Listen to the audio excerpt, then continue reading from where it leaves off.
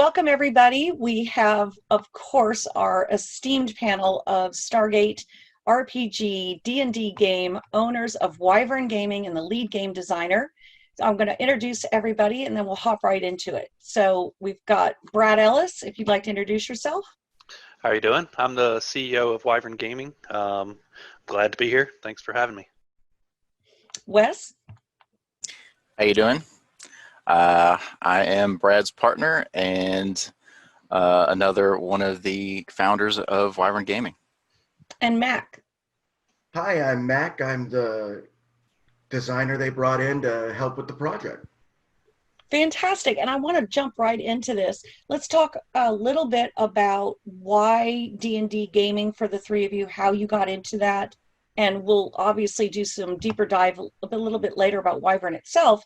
But why D&D gaming? How'd the three of you get into that? Brad, let's start with you.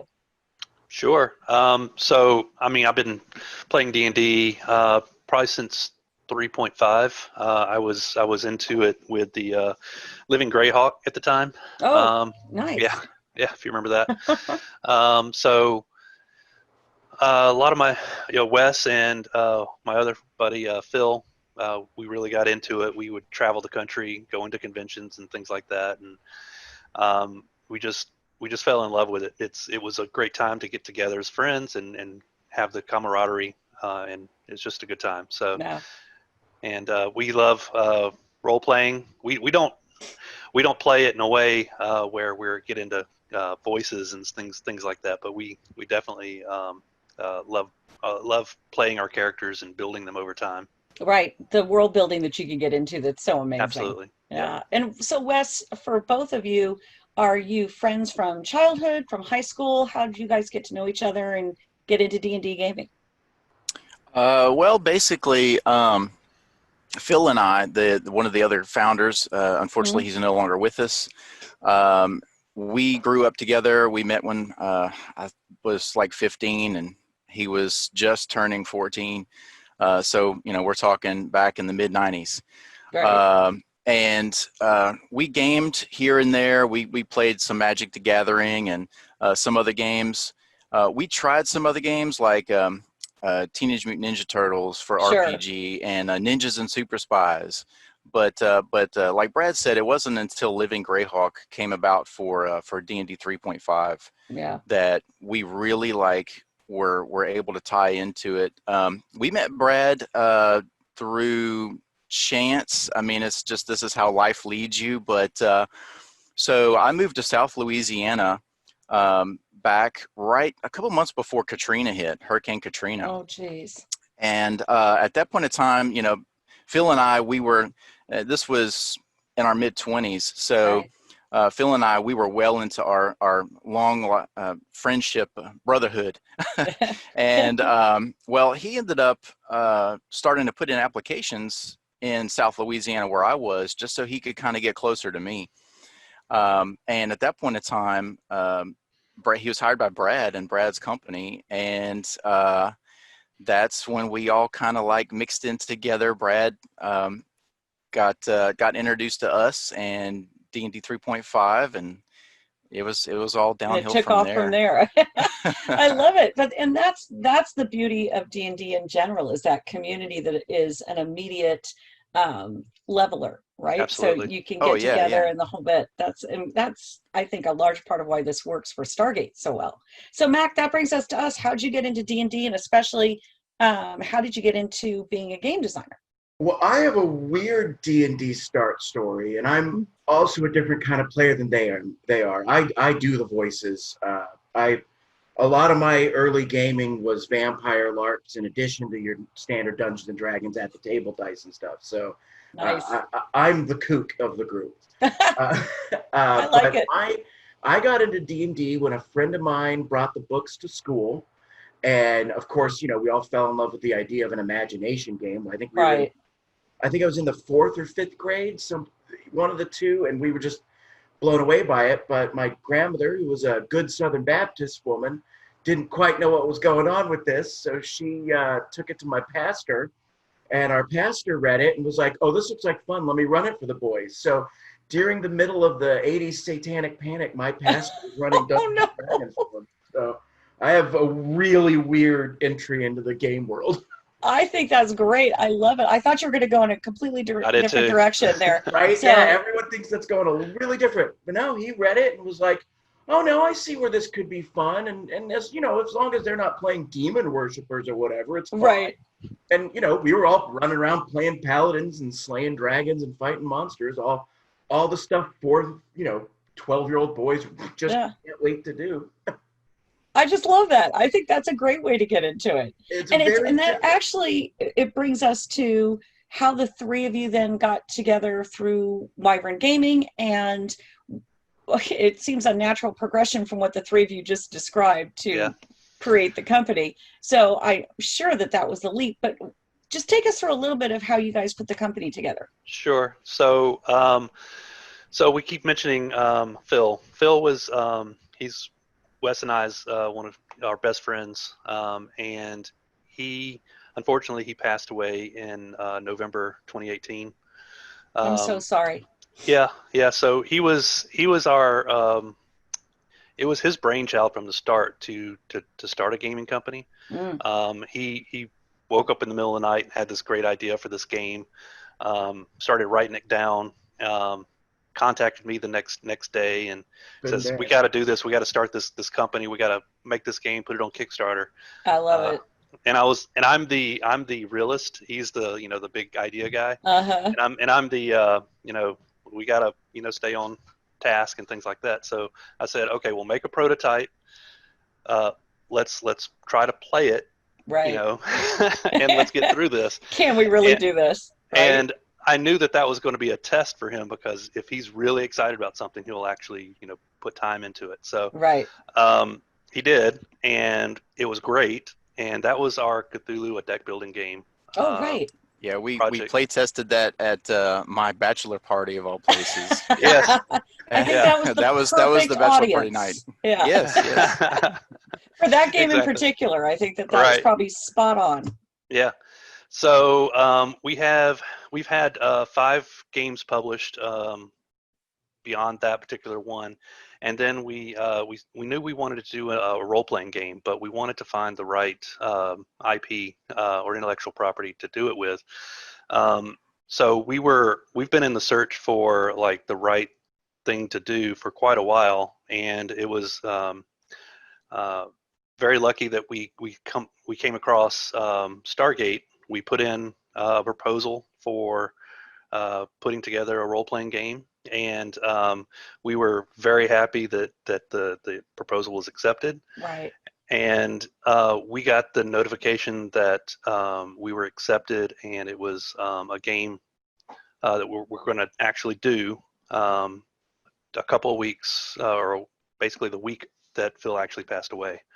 So he was able to know that this was going to happen. So this project has become kind of a passion thing. We just want to make sure that we do it right and do it the way that he would like it to be done. So we're dedicated to getting this thing done.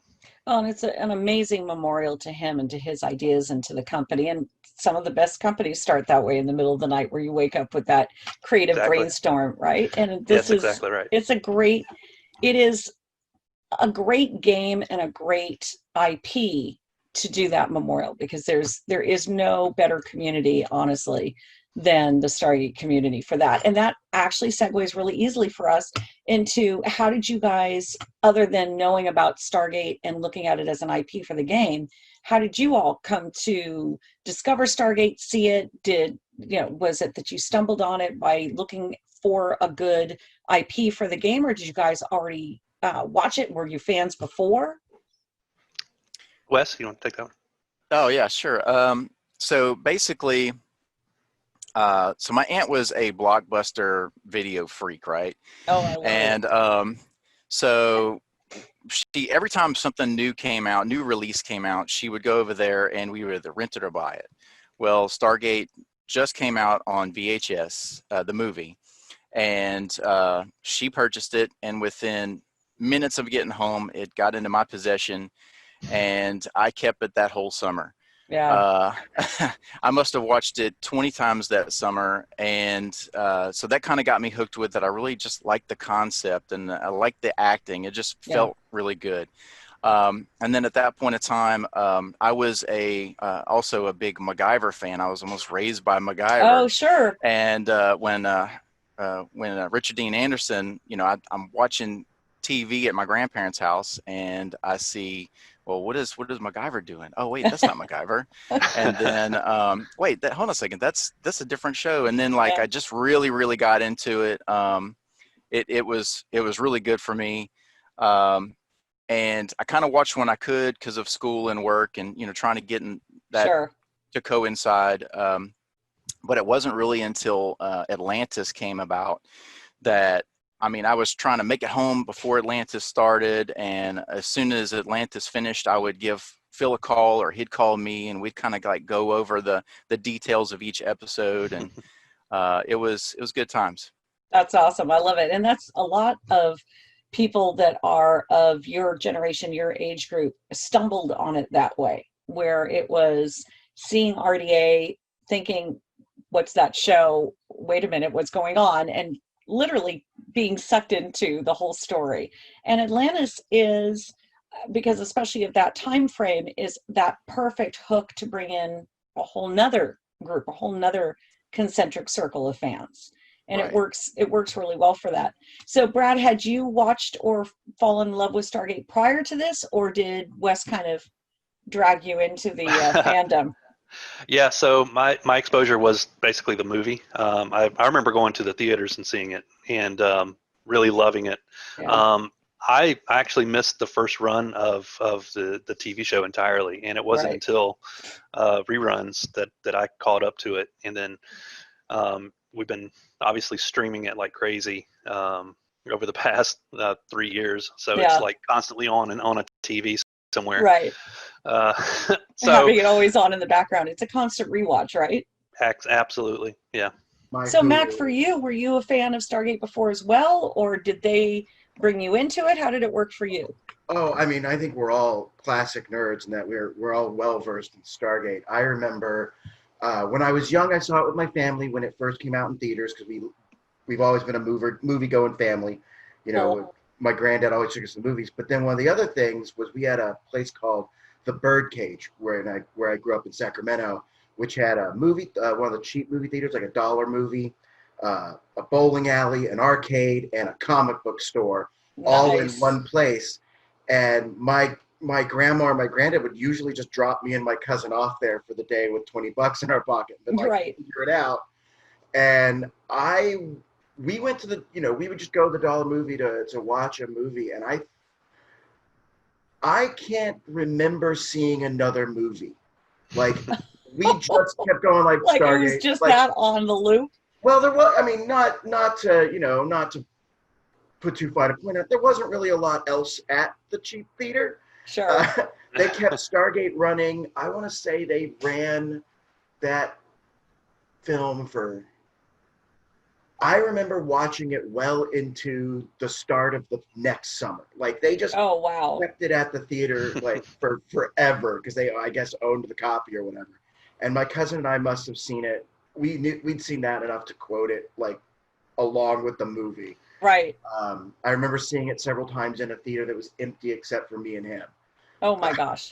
But that's great. When your proposal came through, it's one of the reasons why yours was chosen over other games and other game designers and game companies, was because of the way that you positioned the proposal. It was obvious that it was coming from a fandom point of view, as opposed to just another IP to crank out in an assembly line. So your proposal, and I had seen it, so I don't remember all the details, but it just struck a chord for everybody, that it really had that closeness, that love for the franchise, and that came across. It really did. It's really important to us that that we stick towards the canon of the series, that we wanted it to fit like a glove into the whole thing and not feel like something that was just added on or anything like that. But we wanted it to be fully integrated. And let's talk a little, let's segue into that. So I want to talk a little bit about the game design and how that fits into the canon of Stargate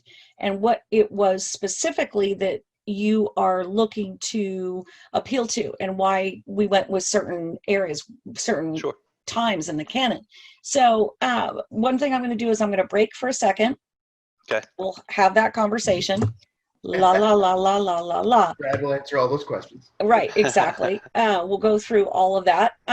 Then what I'm going to do is, Mac, have you answer the specific question I had for you, which was about when you've been doing the game design, what in particular were you looking to do to make sure that this fit into the tone of Stargate, that especially SG-1, which is a slightly different tone. And I'd like you to talk a little bit about that and your process, your creative process. So I'll ask that question and then I'll end with who your favorite character episode is. Can do. All right. All right. So for David's sake, 3, 2. So after all that and everything that you guys have put into that, let's talk a little bit back about the game design itself and how you've been able to build this and what your creative process has been to fit into the tone of Stargate and SG-1 in particular, because that's the game is between season 6 and 7, as we just talked about.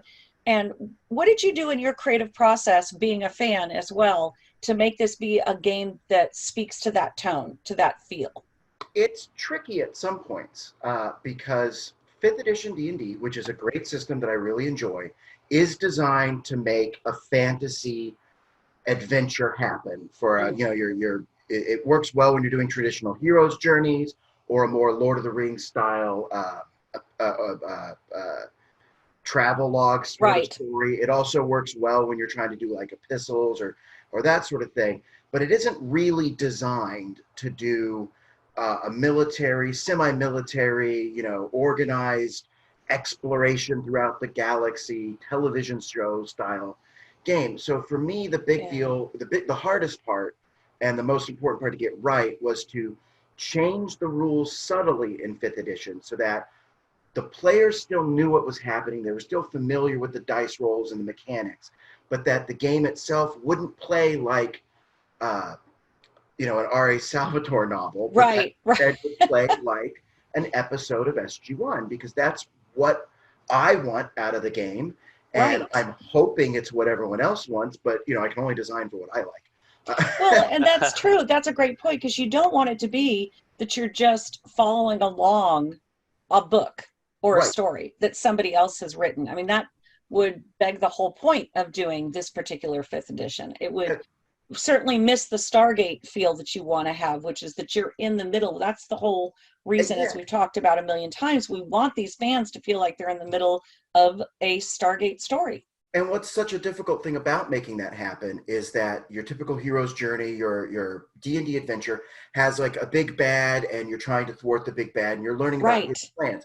But Stargate, while it still has big bads and seasonal villains, the characters are what drive things forward, and the characters solve problems in ways that are unique to the characters. It's not, we found the one MacGuffinite that can slay the evil dragon. It's Daniel figured out people to talk to, and these, and Carter figured out some science, and it's about the people who it couldn't have happened without. It's not about the bad guy who had this weird flaw. Right.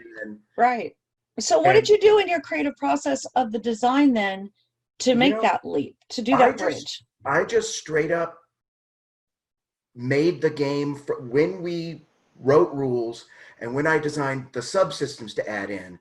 I made sure that every one of them was tailored to make the game play like a TV show, not play like a game. Now, there's still challenges and difficulties, and you got to manage your resources, and you got to play your character strategically and tactically in some places if you want, if your GM wants to tell that story. But at the same time, we have mechanics such as the tension die, which sets a vague tension rating for an episode, or even a season, because we've all watched a show and seen that, oh, okay, well, this is the funny episode. Right. This is, this isn't an episode that's life or death, but Right. some of them are. You've got your season finale and crescendos where a major character might die, where Jackson might ascend. There's all kinds of things that could happen there. Right. And we've also introduced, to complement the tension die, which is just kind of a dice used by NPCs and certain mechanics. It doesn't do anything on its own, but it lets everything scale to the threat of the scene, to the tension of the episode and the scene and the series, so that the GM can tailor and dial in that narrative. Yep.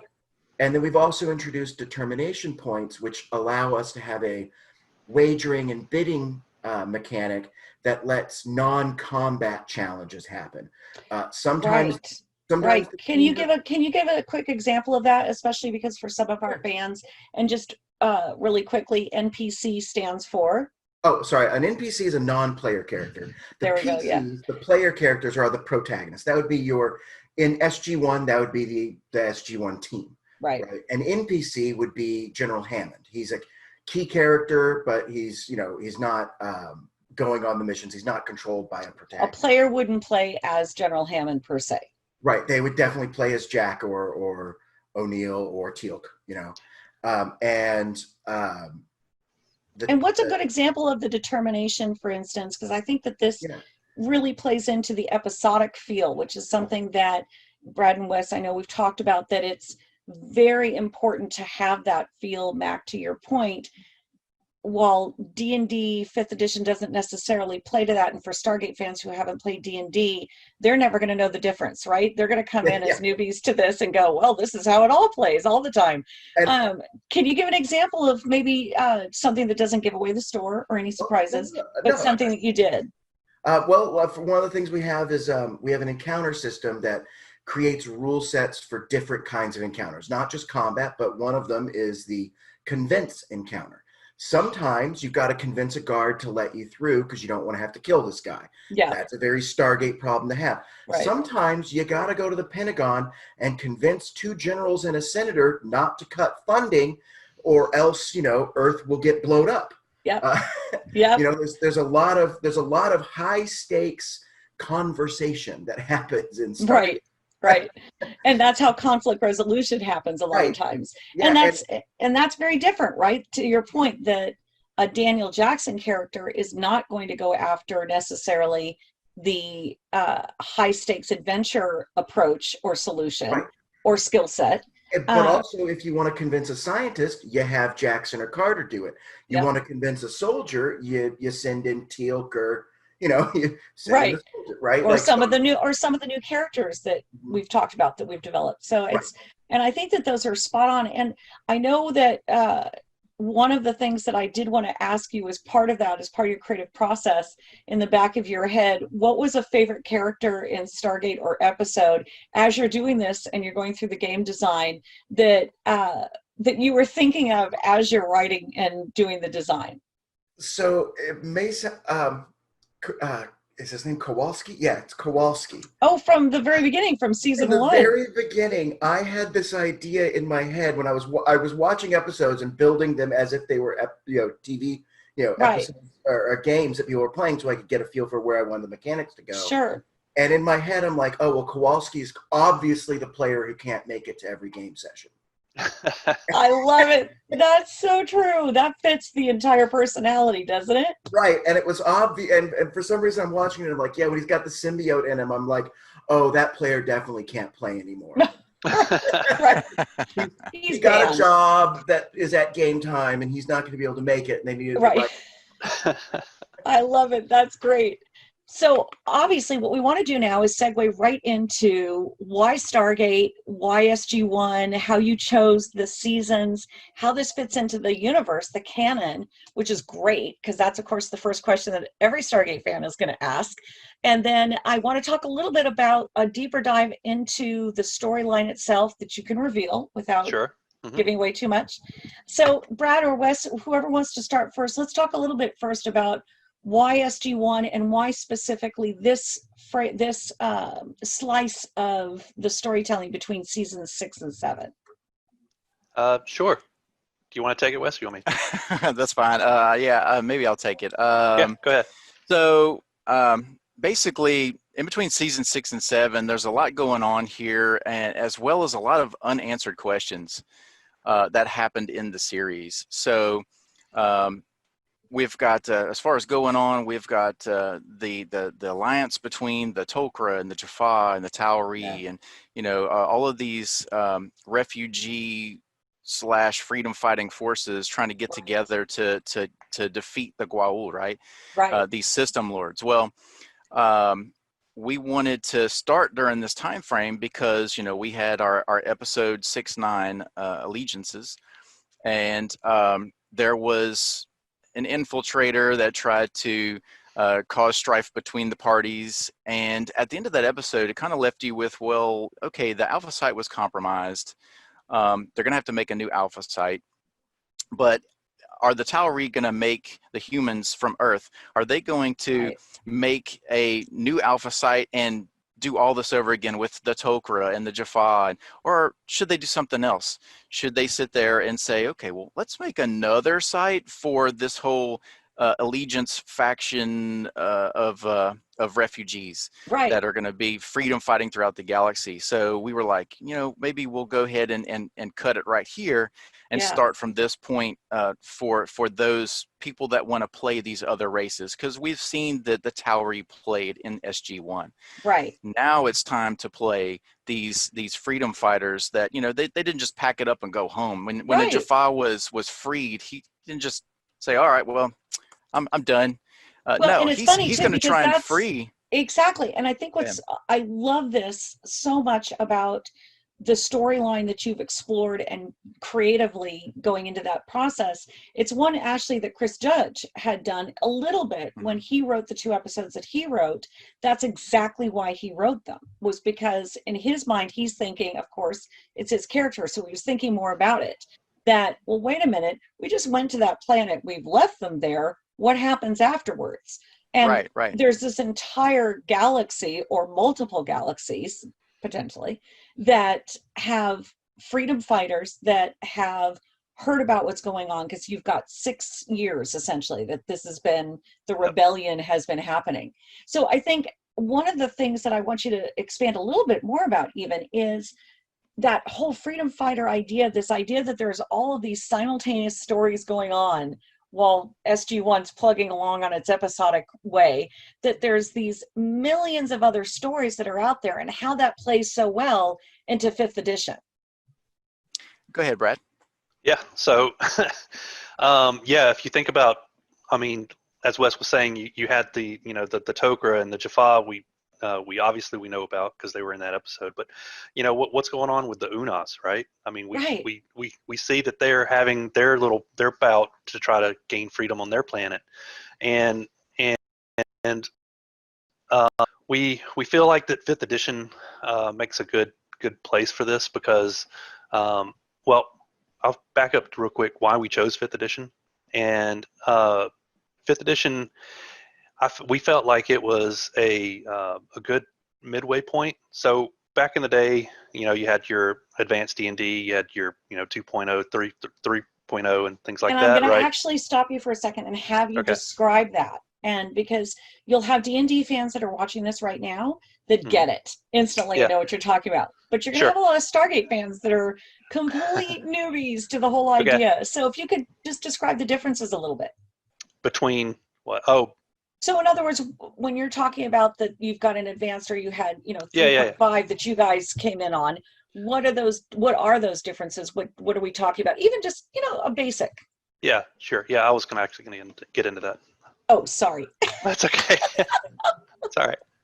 Okay, cool. And go. I'll wait till you finish a drink.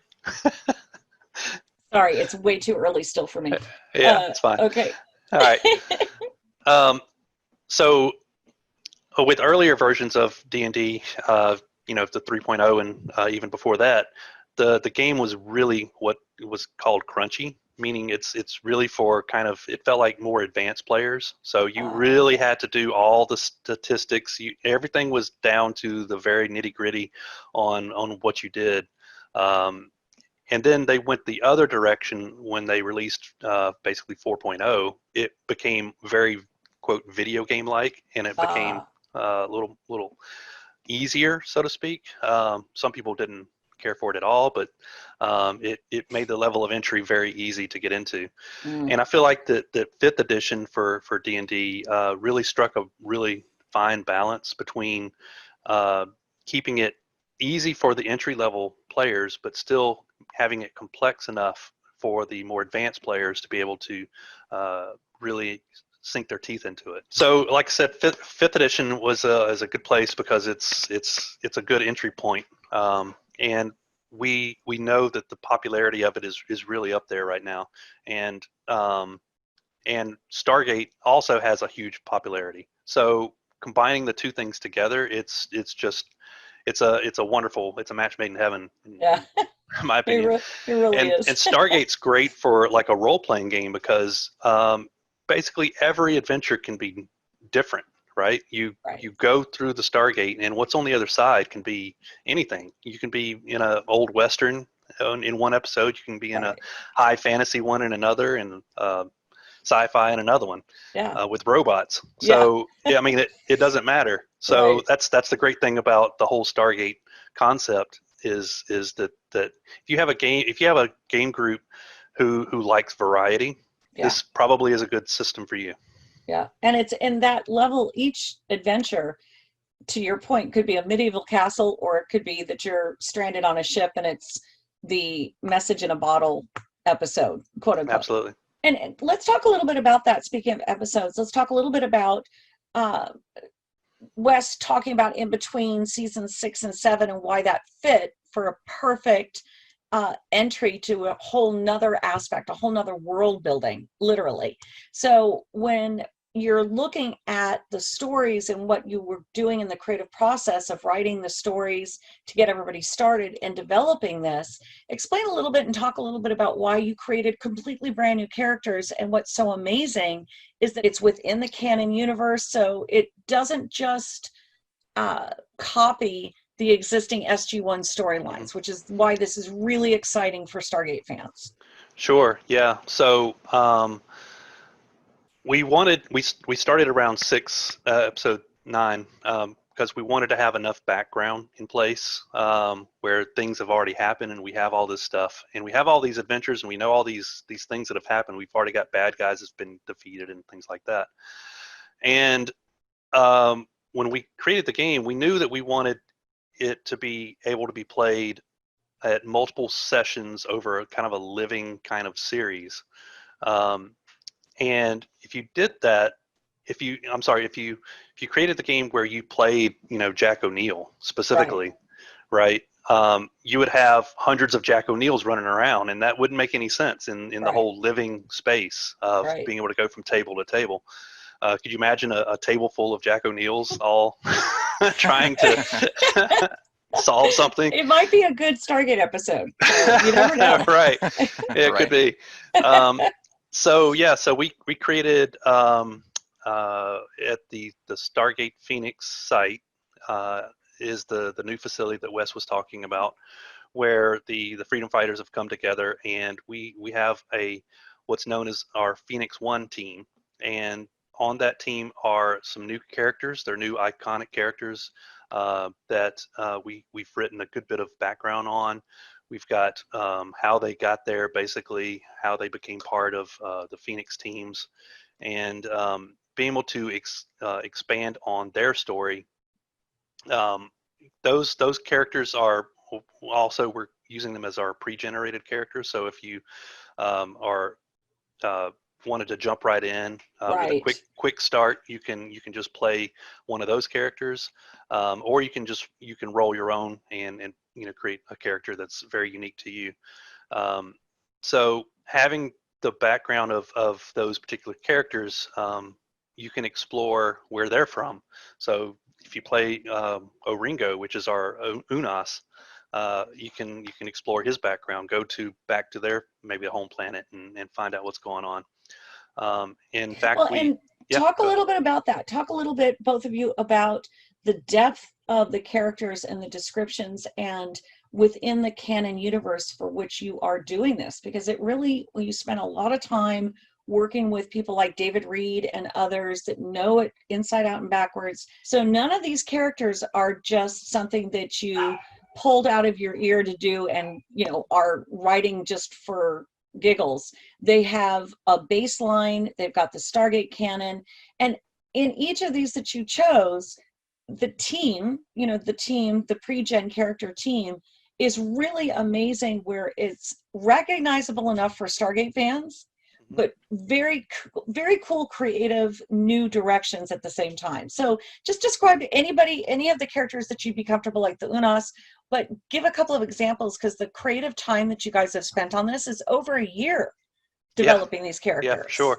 So I will say, we have a team leader who is, she is Colonel Rodriguez. She's actually Tauri, so you can play a Tauri in the game from Earth. And she was in the United States Air Force as a pilot, and she basically decided to head off to. She got recruited into the program, and went off.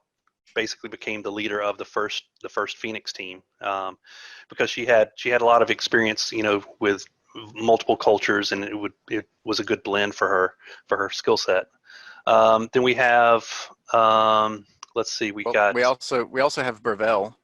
Oh, Burvell, right. he's a Tolan, so not, you know, the Tolan kind of had that perspective of, you know, we're too advanced, and they didn't want to share their advancement or their technology because they didn't want to see a race misuse it to make a weapon of mass destruction or something like that. But not all of them felt this way. It's, you know, a lot of them felt like maybe we should share this knowledge, and maybe we should help participate in, you know, being in this freedom fighting group. So Burvell, he's one of those. He's the engineer. He comes in and he helps the group as an engineer, as you would expect a Tolan would be. Right. So yeah. And I love that, because Wes, this is a conversation that you and I have had before. I love the fact that there's this offshoot, this breakaway Tolan group that, you know, I think all of us watching those episodes were rooting for somebody to break away and saying, no, we're going to help you, which of course they eventually do. Yep. But in a very cool way, what you've done is you've created what all of us as fans would already think was happening. That, of course, and again, this is what's so cool about the game. Yep. Here's the Stargate episode, but all back here is all of this other cool story happening. Yeah. And I love this. Yeah. And it's such a great idea. I'd like to talk about some of the really cool background stuff that we also created. In the at the Phoenix site on the planet that they're on, there's just outside of the facility a town that has been established called Haven. And if you've ever wondered, when a particular planet gets evacuated and they bring all those people out from that planet, where do they go? Well, we've created basically this town for refugees, where they can come together and basically live together. So it's actually a very huge melting pot of a lot of different races, cultures, all over the place. And the town just outside of the Phoenix site facility is a place where the teams can spend off time, and they can interact with a lot of the NPCs, non-player characters there, and lots of adventures that can be had just from interacting with them. Yes. Yeah, it's true. And we've talked a lot about this, that Haven, especially when we were going through what you guys have written, is that a lot of the description that you've got in the Bible that you guys are writing is so deep into what a fan would love to see. And yet even though there's lots of detail to it, it leaves so much adventure open for a player to be a fan, create their own side story, and it fits so neatly into what you've created. And actually, exactly. You know, if the two of you could talk a little bit about the amazing writers that you've had on this project, who are themselves Stargate fans, who, you know, just to take us through a little bit of the behind the scenes of the writers who have spent, again, close to a year and a half with you guys writing these, going back and forth, doing the revisions, and really blowing open their creative Stargate ideas? Yeah. We had John and Steffi, who are the two main writers that we had on the project. I believe we're going to try to have another interview with them specifically. Yes. Yeah. They came on the project. I put feelers out for Stargate writers, and you would not believe the interest that I got. It was kind of crazy, but I was little did you know. Little did I know. I was lucky to find these two folks that have had a very deep RPG role-playing game writing background, who also love Stargate, and it really shows in their writing. And it was extremely detailed and Yes. very well thought out on what the different personalities were, how would they act in certain situations. You can almost tell the character from a paragraph describing their actions rather than and not knowing their name. So it's really neat in that way. Yeah, and the depth with which they interacted was really well done, because it wasn't everybody working in their own little silos, which makes a huge difference. Well, something too is what makes the other half makes up the other half of the story is the missions themselves, the episodes. Mm-hmm. So we've been really lucky with our episode writers. We just kind of got to again put a shout out for folks that wanted to continue the Stargate writing and to create these episodes as missions. And our fan base just blew up, and they started asking for the ability to write these episodes. And so far, we've gotten some really good stuff back from these episode writers. Well, and talk a little bit about those living episodes, would you? Because it's not that it's different, but it would be for a Stargate fan, it might make total sense. But for a D&D fan who's never looked at Stargate, it's really kind of a great way to approach this. Again, Brad, going back to the very cool combination of 5th edition and Stargate storytelling, it fits together very well. Think of it as a session is an episode. So you have your group of friends that come over for a night of gaming. You sit down and you're playing an episode of the game, essentially. In fact, we have a chapter in our core rulebook for the game, the Gate Master GM, that describes how to basically build a season. Basically, it's kind of a 13 episode arc. And describes how to build that over those 13 episodes to build up the climax, basically, where you end with a season finale. So it really feels like you're participating as a character in a TV show, which is really neat. I think it's a very unique concept for a role-playing game. It is definitely, yeah, and it is one that Stargate fans who aren't huge D&D fans might not realize, but for D&D fans, it really is something that I think is an individual creative hook that you guys have come up with, but that simultaneously Stargate fans can then easily walk into this, even if you've never played D&D, and that's something that you guys have done an amazing job with, not just the living episodes, which are each session, the season, but also your quick start guide, something that we've always got, but the one that you've developed and that you're writing is very unique, and that it is tailored for Stargate fans who have really never done this before. The quick start guide is essentially for players, and like you said, it's new players. It's someone that has never really played D&D. You might be someone who understands, knows Stargate in and out and wants to play. The quick start guide allows you to basically very quickly learn the rules and get up and running with the pre-generated characters.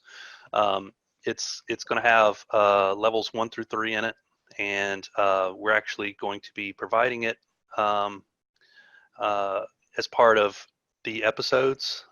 So part of the living series that we are publishing will come with those episodes, so that you can play it with your friends. That's great. I'd like to talk a little bit about the go ahead, Living Brad. series, if that's okay. Oh, go for it, for sure. No, because So that's a huge part of why this is a great idea. yeah, so there's kind of two separate ways you could play the game. You have your people who play homebrew, which means you have a gate master who is making up the story. Each session is his unique thing. Everything that happens is at that table, week after week, right? And that's one way to play it. And then there's this other way that is this living RPG series. In other things, it's been called a living campaign, or Right. things, Adventure League and stuff like that, where basically the adventures are published by the publisher, us, and those are official episodes in a season of episodes that we're going to have play out over the course of a year. So here at Gen Con coming up, we're releasing the first 3 episodes, and those are going to be playable here at Gen Con. And after Gen Con, we plan on releasing them available for purchase on our website. So it's gonna be amazing. And explain a little bit, Wes, about the character development and how that plays into, right, the differences. You've got your homebrew version or your living episodes. Those can play together. You can really explore characters, the pre-gen characters, if you're new to this. But Stargate fans, they have their favorite types of characters. They're going to want to play their own. And the living episodes do offer you this very unique opportunity to do something as both a newbie to it and a dedicated Stargate fan. Yeah, so like Brad was saying with the pre-gens, that's kind of a cookie cutter way to follow it. But yes, if you wanted to create your own characters, and like you were saying, you've got that let's go back to the Jack O'Neill type. If you wanted to create Jack O'Neill or Daniel Jackson, Right. you could go ahead and create those characters and develop them the way that you saw that they should be developed. And going back also into the core rule book, like Brad was saying, is you could have a GM create the episodes himself. Right. But even if you didn't have the core rule book as a player and you didn't want to read through the whole core rule book and you just wanted to sit down at a table and play the game, with our living series, the way that those episodes are written, you should just be able to sit right down. You don't have to be extremely knowledged or knowledged at all with Stargate, and you don't have to be knowledged with D&D. And that's another good thing about D&D and the role-playing crowd is if you sit down at a table with experienced people or you're going to have these people will show you how to play. But that's the joy of it is you're able to just sit down at a new table and of strangers, and then you just begin playing. If you ever played pretend as a child, you can play D&D. Exactly. Yeah. And you don't have to, it's called a role-playing game, but you don't have to play the role. You can just play as you are if you want. I mean, right. And you can that's play like like Brad said any before. tabletop game, right? The beauty of what you all have developed is that it allows the Stargate fan from across the entire spectrum of engagement, right? So you could be a Stargate fan that just is a diehard rewatcher who just wants to sit down and have some fun with some friends and explore a new storyline that's an approved canon storyline, universal universe. Yeah. Or you could be the whole other end of the spectrum and be a LARPer, cosplayer, D&D, and develop an enormous, amazing living episode season over 2 years. And it doesn't matter where you fall on that spectrum. You guys have created and built something that fits that. Whatever you are as a Stargate or D&D fan, we fit what you want. Yeah. So either way, you're a character. If you're playing the living campaign, you're a character that is in this new canon, the canon universe that we have, and because it's taking place, that's season 6 and on right there, we know the events that have happened that in the Stargate series, right? So that things happen and that are kind of Right. done off screen that you don't Right. really know about. Like Tritonin just started working at some point. Exactly. How did that Right. happen? Who developed who Right. finished the development of the Tritonin? Right. So maybe your characters can be in that living campaign and go on an adventure where that actually happens. And that is the best part of this, is that creativity that any fan, whether you want to do a little bit or a lot, what your infrastructure, your story infrastructure and game infrastructure allows for is to do exactly that, whatever you Yep. want, whether it's a little or a lot. And you might want to play a little this week, and next month you want to do a deep dive, and you can do that Right. too. Well, going a little bit more into the living campaign portion of it, just so He much wants to- information. I know there is. So we it's being a living campaign. It's not just, we issue these episodes and then people play them. It actually means something. So at the end of playing these sessions, the GM, the Gate Master, will report how this adventure went. Yes. And at that point in time, it actually molds how the rest of the season and the rest of the seasons to follow, how they actually turn out. So let's say the majority, and they go onto the website, they report these things, and the majority of the team ends up killing this particular system lord. Well, it will reflect how we create our episodes further down the line, Well, because and it's a living series. I love that. I love that. So it's so much about what we've been talking about, and thank you so much for bringing this up, because this is one of the bigger things that I want to talk about, is how fans themselves will be involved in this, that being part of that gameplay as a Stargate fan, as a D&D Stargate fan, you're going to get to contribute to how the season develops, or Yep, the correct. next season develops. And that's a really unusual way to develop a game. What you guys have been able to do is create something that's very customly and unique, not only to D&D and to the gaming that you all have been involved in as a publisher, but for Stargate fans. Because as we all know, there's not a lot of games out there for Stargate, so for Stargate fans specifically. And this is a really amazingly creative way for fans to keep that creative juices going for themselves and play that, insert themselves into that, and then honestly be developing that story. It's like the holy grail for them. Yep. It's great. Absolutely. I love it. Right. Thank you for bringing that up. Okay, so what I want to do now is come back to you guys and ask you all, in the back of your minds or all the time, what are some favorite Stargate characters and episodes that are really sitting right next to you or on your shoulder as you're developing the game and going through the creative process? So Wes, you go first. Well, I mean, as going into a favorite character, again, I'd mentioned before about RDA and MacGyver. So when I first started getting into Stargate, RDA was, and O'Neill was my favorite character. But as the years have gone by, I've learned to appreciate other characters a little bit more. And I think currently, maybe the Sam Carter and the McKay mixture. I really like those two characters, and it's kind of a tie-off between the two of them for my favorites. I like it.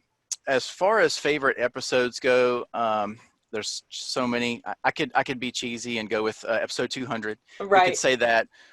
Everybody likes that episode. But I think Rules of Engagement, for some reason, I liked Rules of Engagement. Interesting. I liked that one, which also kind of spurred the, where do these people go? You had this whole like, I guess, base of Jaffa that were training to be Tauri, to infiltrate the Tauri. And it's one of those, okay, guys, now that Apophis is dead, go home. And it's like, well, what?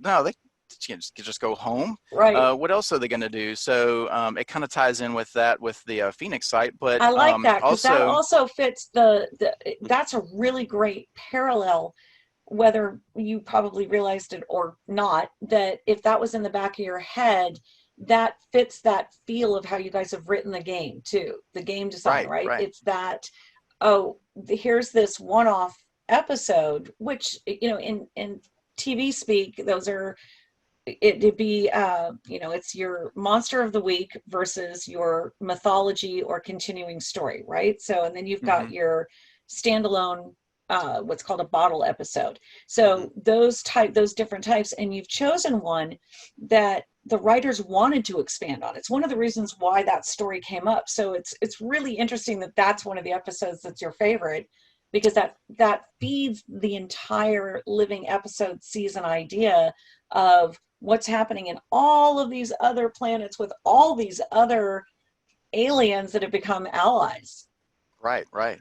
You must also like the one Proving Grounds, I think. Yeah, I love Proving Ground. Yeah, Proving Grounds is good too. Yeah. The little recruits that have that's one of my Yeah, favorites. And you know, that was supposed to be an actual subplot longer series. Oh, okay. Cool. Yeah. Oh. Well, they can now come to Phoenix Site.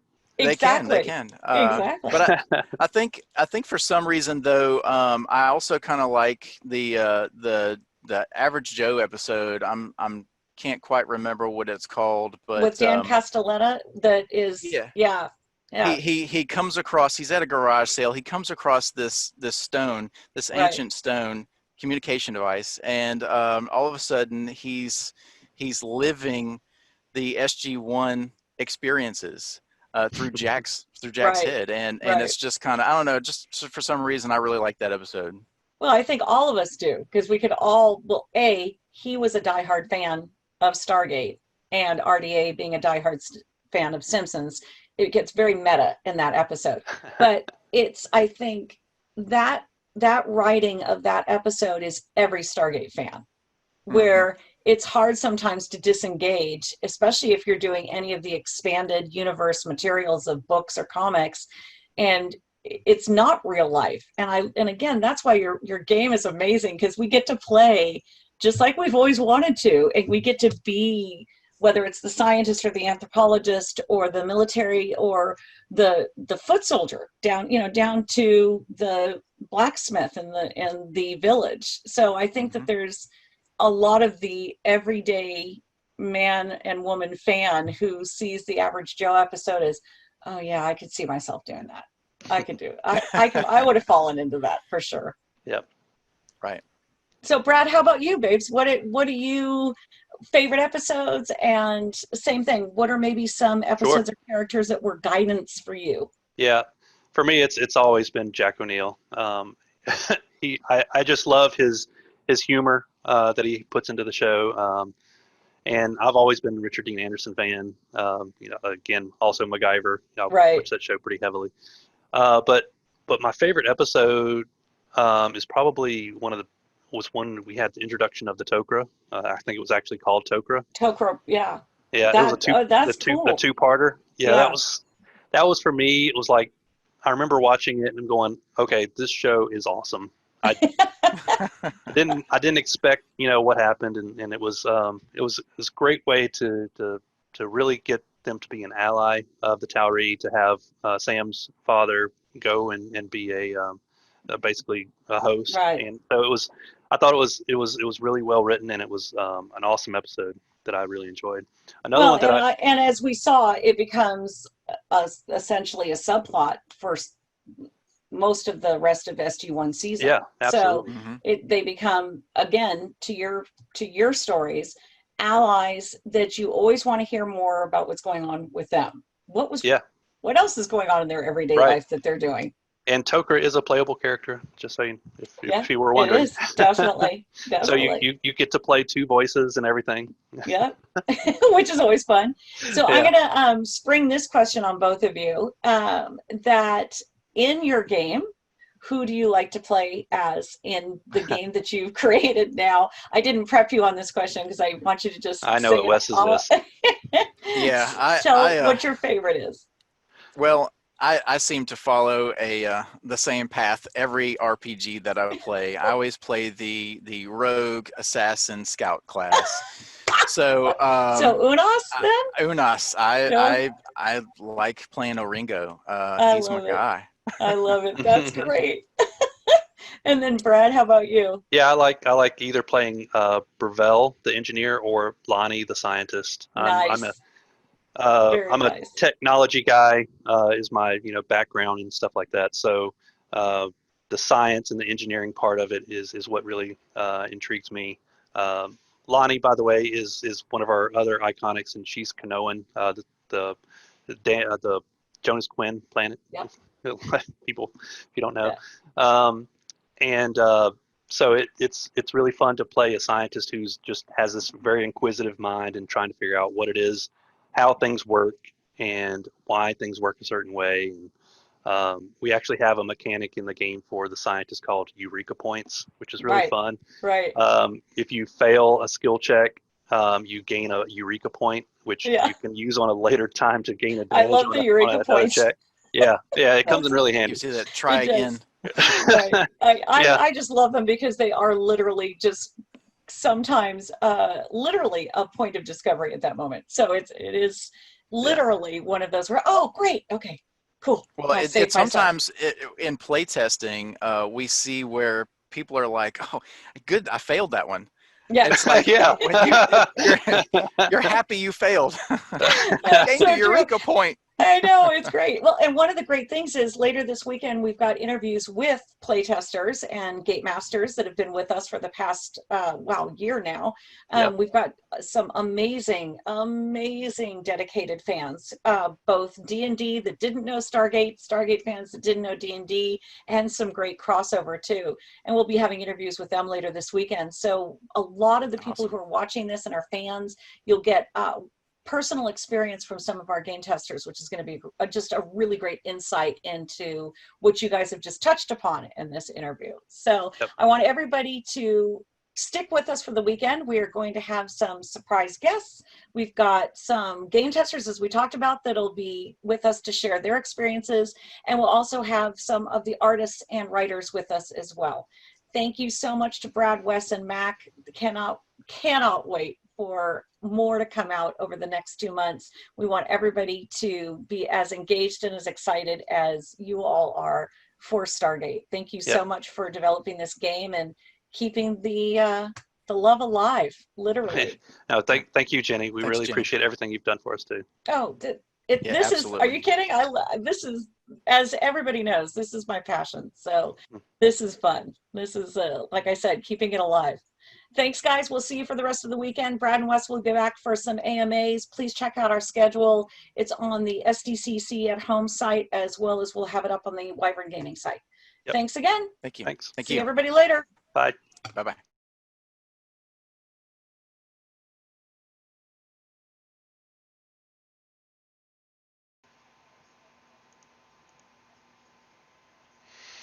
Hey guys, coming to you live now. Just to let you know, programming note: our next event is at noon Pacific time. We'll have a Ask Me Anything. It'll be a live session, so if you get on to Discord, the Discord Comic Con place, or we'll also be monitoring the live chat in the YouTube channel. So get your questions ready. We'll be here back at noon Pacific time to answer those questions. Thanks a lot, guys. Have a good one.